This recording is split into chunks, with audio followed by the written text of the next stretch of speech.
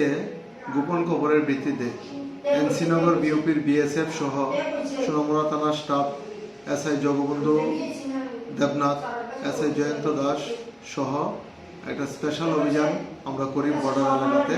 ওই এলাকাতে আমরা অভিযান চালিয়ে টোটাল 88 বস্তা চিনি এবং 11 বস্তা পেঁয়াজ উদ্ধার করি, যেগুলি পাচারের জন্য মজুদ ছিল বলে আমাদের কাছে খবর ছিল। এবং এই বিষয়ে আমাদের তদন্ত চলছে। যারা এই অবৈধ কাজের সঙ্গে যুক্ত আছে তাদের বিরুদ্ধে আমরা আইনানুগ ব্যবস্থা গ্রহণ করিব।